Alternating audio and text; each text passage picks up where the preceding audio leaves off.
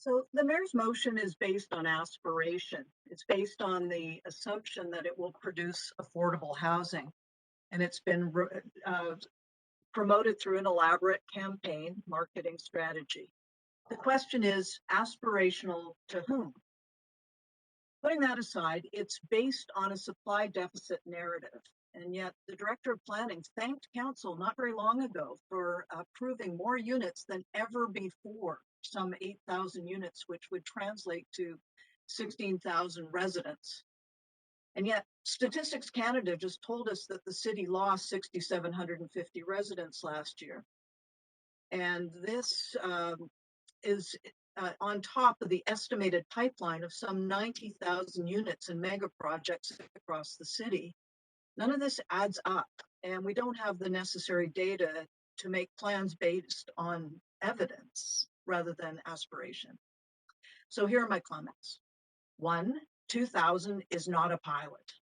In comparison, the MERP pilots totaled 20 projects. This is a significant number. 2, there has been zero community planning. Again, the city ramrods through rezoning after rezoning with a total lack of engagement with the neighborhoods. 3, these are strata units. They will inflate land prices by definition. When you rezone, you inflate land values to highest and best use, as we saw earlier today, when the land between our boundaries and the area above it more than doubled over the last decade with the huge volume of precipitous rezoning. So if we really want to make housing affordable, inflating land values has exactly the opposite effect. 4, this stands to increase speculation and demolition of existing affordable housing, full stop. And 5, if we want to achieve affordability, we need to press pause on the rampant land inflation and work on achieving efficiency in the time it takes to get approvals through, the cost of permits, and the building code itself. Now, personally, I live in a duplex with a basement suite intergenerationally, so I relate to a lot of the discussion that has happened here today.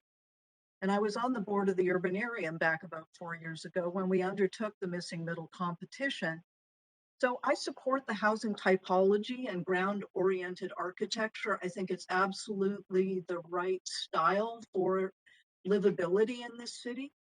But I remain concerned about the inflation brought about by through the strata titling implications. So those are my comments. Great. Thank you.